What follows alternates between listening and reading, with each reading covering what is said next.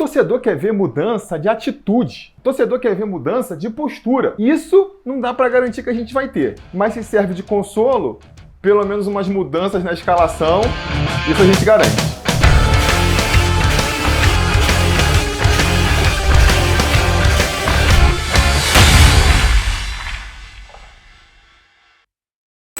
Fala, torcida vascaína, Felipe Tiru de volta na área para falar de jogo do Vascão, porque nessa quarta-feira, às 9h30 da noite, com transmissão exclusiva por pay-per-view, o Vasco recebe o Londrina em São Januário pela 19ª e última rodada do primeiro turno do Campeonato Brasileiro da Série B. Pois é, já se foi aí metade do campeonato e o Vasco não vai conseguir o aproveitamento mínimo que garante o acesso para a Série A, né? A gente passou aí um turno inteiro brigando pelo G4. É até possível que a gente termine, né, esse primeiro turno no G4, dependendo de uma combinação de resultados. Mas ainda que isso aconteça, a gente não vai atingir aí aquele aproveitamento mágico que eu sempre comento aqui, de 57%, 58%, que garante ali, sem precisar de outros resultados, o Vasco entre os 4 primeiros do campeonato, né?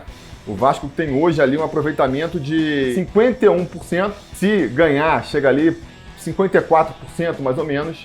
É um aproveitamento que já permite sonhar com um G4, mas que não garante a presença no G4, que eu acho que é o mínimo que a gente quer, né? A certeza de que o Vasco faz uma campanha que vai garantir o acesso. Agora, se serve de consolo, a gente projetando um pouco mais para frente, essa entrada no G4, ela é bem provável de acontecer nas próximas rodadas aí. A gente entrando um pouco pelo segundo turno. Por que eu estou falando isso? Nos próximos 4 jogos, o Vasco vai jogar 3 vezes em casa contra 3 equipes que estão brigando para fugir do rebaixamento. Então são 3 jogos que o Vasco tem a obrigação de vencer. Tem esse jogo agora contra o Londrina, depois a gente vai jogar contra o Operário fora, e depois a gente tem mais 2 jogos em casa, contra a Ponte Preta, que também estava na zona de rebaixamento até outro dia, né? Acabou saindo porque justamente ganhou de outros 2 times em que ela está com briga direta, ganhou do Vila Nova, ganhou do Brasil de Pelotas e do Confiança, aí deu ali um respiro para sair da zona de rebaixamento, e o Brasil de Pelotas, o próprio Brasil de Pelotas, que está ali na última posição, né? Lanterna do campeonato. O próprio Londrina estava na lanterna até pouco tempo atrás, deu uma subida aí justamente porque venceu também um outro adversário direto, que foi o Vila Nova. Se a gente consegue vencer esses 3 jogos nas próximas 4 rodadas, a gente consegue um aproveitamento que vai deixar a gente no G4. Certeza. É um aproveitamento ali de 59%, que projetando para o final do campeonato daria 67 pontos. A gente sabe que 65, 66 é o corte mínimo para ter a garantia de acesso, mas que com 64, 63, 62 já dá para sonhar com acesso. Então a gente com um aproveitamento que garante 67 pontos no final do campeonato, e eu garanto para vocês aqui, se a gente vence esses 3 jogos em casa contra 3 equipes brigando contra o rebaixamento, que são aqueles jogos, cara, inegociáveis, né? A vitória tem que vir. A gente vai estar no G4 no final lá da 22ª rodada.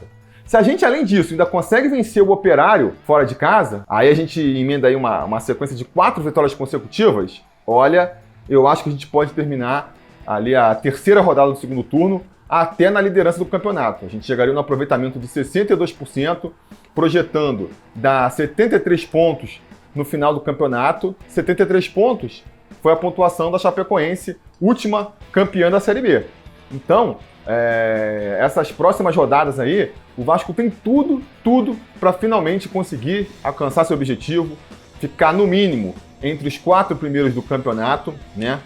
Trazer ali a tranquilidade para no restante da competição só manter essa situação. Essa é a boa notícia, né? A má notícia, né, é que, se nem diante aí dessa tabela sopinha no mel que a gente vai ter nas próximas 4 rodadas, se nem assim o Vasco conseguir esse aproveitamento, que é o quê? No mínimo essas 3 vitórias em casa, aí, amigo, aí a situação vai ficar realmente desesperadora.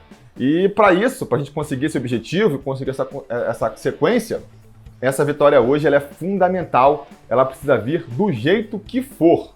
A gente, nessas horas, né, uma semana atrás, no pré-eleição do jogo contra o Vila Nova, eu estava falando aqui que o Vasco esperava um Vasco vencendo e convencendo. Essas partidas contra os times mais fracos da competição são aquelas partidas onde a gente espera que o Vasco, além dos 3 pontos, mostre um pouco a mais, né? Mostre ali uma consistência tática, técnica, que nos permita ali vislumbrar um restante campeonato mais tranquilo. Mas, em não sendo possível isso, pelo menos os 3 pontos, a vitória ali, do jeito que for, no sufoco, na raça, de maneira injusta, do jeito que você imaginar, tem que vir. A vitória tem que vir. Jogando em casa, contra um adversário da parte de baixo da tabela, um adversário que está brigando para não cair. Você imaginar que o Vasco não vai conseguir os 3 pontos, para mim, é inadmissível, né? Insisto, a gente até pode projetar, e eu nem vou fazer isso aqui hoje, vencer com tranquilidade, nem vou projetar. Mas a vitória a qualquer custo, né? Que nem aconteceu contra o próprio Vila Nova, que nem antes do Vila Nova aconteceu com o Confiança, que nem antes do Confiança aconteceu com o Brusque. Essa vitória ela tem que vir, tá? Então, eu acho isso. Acho que hoje é um jogo para vencer. Não acredito em jogo consistente do Vasco. Não acredito porque, cara, eu esperava isso há uma semana atrás, né? Quando a gente teve ali, o jogo contra o Vitória foi na chuva, e tinha jogado contra o São Paulo, outro campeonato, aquela justificativa toda. Então fazia tempo que o Vasco não tinha um joguinho ali mel com açúcar, né? E eu esperava que o Vasco finalmente se pusesse. Não conseguiu. Fez um jogo muito ruim contra o Vila Nova. Depois contra o Remo, que é outro time também que, né, tá um pouco melhor, tá ali mais no meio da tabela, mas, pelo amor de Deus, não assusta ninguém também. A gente fez uma partida pior ainda. E aí, 3, 4 dias depois, né, sem tempo para treinar, sem tempo para descansar, esperar que o Vasco mude da água pro vinho, não dá para esperar, né? É confiar realmente aí na ruindade do adversário para trazer essa vitória. Acho que essa consistência e essa melhora a gente vai poder cobrar a partir da semana que vem, né? Vamos ter o jogo contra o Operário agora no final de semana. Depois o Lisca vai ter a tão pedida semana de descanso, semana de trabalho, para enfrentar a Ponte Preta, que é uma equipe que eu já falei aqui, né, tradicional e tudo mais, mas está brigando para não cair esse ano, né? Então esse jogo contra a Ponte Preta, domingo que vem, aí é o jogo que a gente pode esperar e cobrar uma melhora, né, um crescimento do time. Para essa partida de agora, cara, é vencer do jeito que dá, né? É vencer, insisto, apostando na falta de qualidade do adversário, porque não dá para esperar uma grande mudança tática, uma grande mudança técnica, sem tempo de treinamento e de descanso, né? Então, a mudança que eu acho que pode acontecer, né? Algumas vão ser impostas e outras eu espero que partam do Lisca, é a mudança de peças no time, né? Se não dá para esperar que com o time titular do Vasco, com as peças que vêm sendo aproveitadas, a gente vai ter esse salto de qualidade de um dia para o outro, quem sabe, trocando as peças, né, testando outras possibilidades, a gente não veja isso. E aí aproveitar um adversário fraco, um adversário que não deve impor grandes dificuldades para o time, não deixa de ser uma boa oportunidade, né, para o Vasco aproveitar. Que nem eu falei, vão ter mudanças que são impostas, jogadores com quais o Lisca não pode contar, né? Não pode contar com o Leandro Castan, titular absoluto desse time, não pode contar com o Morato, que vinha conseguindo a titularidade, com o Vanderlei, outro titular absoluto, com o MT, que também vinha tendo chances. Então a gente já sabe que esses jogadores não vão jogar. Fora isso, eu acho que outros jogadores que vinham tendo oportunidade aí e não aproveitaram, também deveriam ser descartados, né? Estou falando aqui, por exemplo, do Andrei, do Figueiredo, né? Jogadores que não são titulares, mas que vinham entrando no decorrer das partidas e não apresentaram nada. Não apresentaram nada. Então, assim, não é que eu também estou aqui decretando o fim deles no Vasco, da carreira deles, mas para agora, eles não estão funcionando. Então, vale mais a pena testar outras possibilidades que possam funcionar agora do que ficar insistindo com essas peças que insisto, em outro momento, em outra circunstância, com um time em outra fase, outra formação tática, de repente até seja uma solução. Para o momento,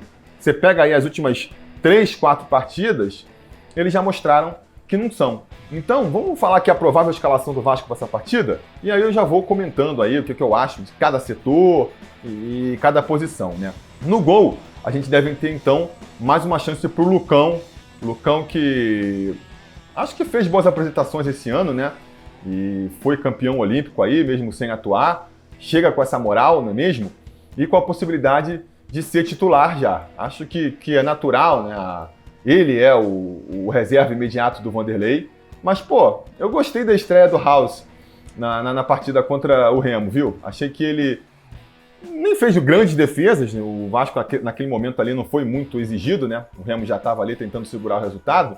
Mas o que eu gostei mais é que ele mostrou ali uma qualidade com a bola no pé. Mostrou que tranquilidade e qualidade também, né? Para sair jogando, virando o jogo. E isso faz falta, né? O Vasco quer manter a posse de bola, quer sair tocando lá de trás, mesmo com o adversário marcando em cima. E a gente já viu várias vezes como o Vanderlei peca nesse quesito, né? Ele foi até barrado lá no Grêmio, saiu do Santos por conta disso, né? O Renato lá no Grêmio, o Sampaoli no Santos, queriam um goleiro que saísse mais para jogo e o Vanderlei não tem o menor cacuete para isso. É um excelente goleiro debaixo das traves, mas com a bola nos pés é muito ruim e a gente já sentiu, né? As dificuldades que isso traz na Série B mesmo. O Lucão, cara, vai pela mesma linha do Vanderlei. É mais um goleiro muito promissor, que mostra muito talento debaixo das traves, mas que com a bola nos pés é, assim, tecnicamente sofrível, além de ser muito nervoso, né? Tem se mostrado um goleiro nervoso, até para repor com a mão, assim, ele às vezes parece meio precipitado.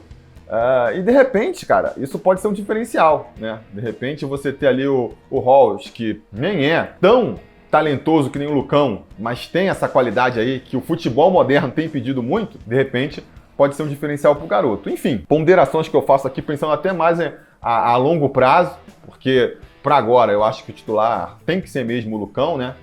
Não tem por que ele perder essa vaga, sendo que estava na seleção brasileira, estava lá sendo campeão olímpico e tudo mais. Então é com ele que a gente vai, o Lucão vai ser o nosso goleiro.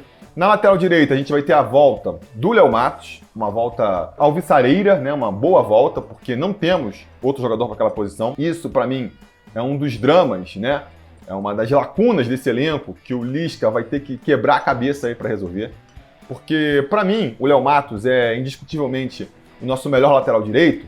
Mas ele tem um problema. Ele já está ali chegando no final da sua carreira, já é um veterano, não tem mais um físico para jogar uma temporada inteira de lateral, subindo e descendo o tempo inteiro. A gente pode reparar que vai passando ali a sequência de jogos, ele vai acumulando desgaste e o futebol dele vai caindo, né? Vai decaindo. E até por conta disso, ele acaba tendo que apelar para umas faltas um pouco mais desclassificantes, toma amarela, é suspenso. Moral da história.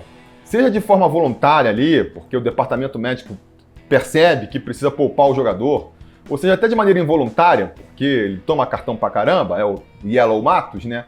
A gente sabe que a cada 4, 5 rodadas, a gente não vai poder contar com o Léo Matos. Ele vai ter que ser poupado ali, ou vai ficar suspenso a cada 4, 5 rodadas.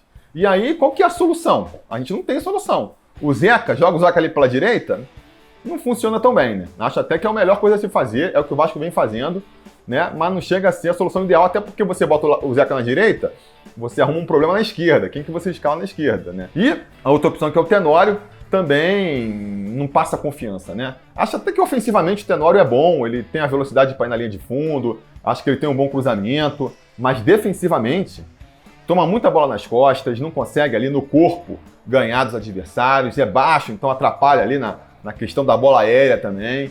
Então é um problema para o Lisca resolver, mas que não é um problema para agora. Para esse jogo contra o Londrina, a gente tem ali o Léo Matos na melhor situação, que é o Léo Matos voltando descansado, então tem tudo para fazer uma boa partida. Na zaga, a gente deve ter o Miranda novamente jogando pela direita, que é onde ele se sente mais à vontade, e a entrada do Ricardo Graça ali jogando pela esquerda. Vamos ver, né? O que o Ricardo Graça pode apresentar pra gente. Vai ser o Ricardo Graça do ano passado, que, pô, pra mim, jogou bola pra caramba, né? Até no ano retrasado, quando teve oportunidade, mostrou ali um futebol que fez muita gente pedir a titularidade do Ricardo Graça, ou vai ser o Ricardo Graça desse ano? Que, pô, foi só tragédia, né? Jogou muito mal. Esse tempo dele ali só treinando, né? Na seleção olímpica, fez bem ou piorou ainda, né? A gente vai descobrir na noite de hoje, né? De qualquer maneira, acho interessante uma dupla ali entre o Miranda e o Ricardo Graça, se a gente levar em consideração que vai ser um jogo onde o Vasco vai ter mais a posse de bola, né? Não espero um Londrina atacando o Vasco, agredindo o Vasco. Os caras estão ali na zona de rebaixamento, vão jogar por empate, vão jogar fechadinhos ali, jogando por uma bola, né? Então acho que a gente ter uma dupla de volantes com a qualidade para sair para o jogo, que eu acho que o Ricardo e o Miranda têm, é interessante, né? É interessante. Tem a questão da bola aérea, que é um problema, porque o Londrina vem com o Safira ali, que é aquele atacante clássico de Série B, altão, bom na bola aérea, então isso é uma coisa que o Vasco tem que observar, mas eu acho que para a saída de bola é interessante. E na esquerda o Zeca, né? O Zeca, que é o Zeca, não tem feito grandes atuações, mas de novo, não tem outra possibilidade de escalação ali. No meio, a gente deve dar mais uma chance pro Rômulo. Eu acho interessante você tentar dar uma sequência pro jogador para ver se ele recupera o seu bom futebol. Acho que só com uma sequência de jogos a gente vai conseguir isso, não é mesmo? E acho também, até em função da nossa zaga baixa ali, e com esse defeito, né, com esse ponto fraco na bola aérea, ter o Rômulo para poder dar uma ajuda para eles ali é interessante, né? É interessante. O Bruno Gomes está voltando de lesão aí, é uma opção pro Lisca, né? Fala-se nele jogando como um segundo homem de meio campo ali do lado do Rômulo. Eu não faria isso de novo, porque eu acho que o Londrina vai jogar defensivo, vai jogar lá atrás, né? Então a gente precisa pensar em opções que favoreçam o nosso ataque, que tentem quebrar justamente ali o ônibus que o Londrina vai estacionar na frente da área. E para isso, eu acho que o Juninho vai ser um melhor segundo volante do que o Bruno Gomes. Para mim, deixa o Bruno Gomes pro segundo tempo. Se o Rômulo cansar, entra no lugar do Rômulo. Se a gente conseguir abrir ali uns 2-0 no primeiro tempo, o Juninho também cansa rápido, a gente sabe. Aí você já pode tentar recompor com o Bruno Gomes. Enfim, para mim o Bruno Gomes fica uma opção pro segundo tempo. Para começar a partida, Rômulo de primeiro volante, Juninho de segundo. E aí, fechando o meio campo, fica a dúvida entre ali o Sarrafiore e o Marquinhos Gabriel. Pelo que a gente imagina, a tendência é que o Lisca opte pelos dois. Acho que provavelmente o Sarrafiore jogando mais centralizado, distribuindo o jogo, mais de frente pro gol, ele que tem uma boa finalização ali da entrada da área, e o Marquinhos Gabriel jogando mais pela esquerda, né? Já que o Morato ainda está suspenso, né? Ainda está afastado pela questão da Covid. Eu acho que ele vai botar o Marquinhos Gabriel jogando mais pela esquerda, o Jabá ali pela direita, o Jabá com essa jogada mais aguda, procurando mais a linha de fundo, o Marquinhos Gabriel e o Zeca ali, acho que é um problema também, né, a se resolver, né? São dois jogadores que não procuram a linha de fundo. O ideal, se você tem o Marquinhos Gabriel jogando mais pela esquerda, é ter um lateral que, né, busca a linha de fundo para tabelar. Ou se você tem o Zeca, que é um lateral que afunila, você tem um ponta que caia mais pela esquerda buscando a linha de fundo. A gente não vai ter isso. Mas, enfim, não acredito que isso vai impedir o Lisca de tentar o Marquinhos Gabriel por ali, até por falta de opção, né? O Morato está afastado, o Figueiredo não funcionou, e aí não acho que ele vai dar chance para outro moleque da base. E fechando o ataque, a gente vai ter o Cano aí, né? A nossa grande esperança de gols, Germancano, que já está um tempo sem marcar, então deve deixar o dele hoje. Para o segundo tempo, eu só reforço aqui o que eu já falei no começo do vídeo, né? Espero que na hora de mexer no time, o Lisca dê oportunidade para novos nomes. Não vá de novo, vou botar o Andrei, vou botar o Figueiredo. Não, cara, pô, dá chance para Bruno Gomes, dá chance pro Galarza novamente.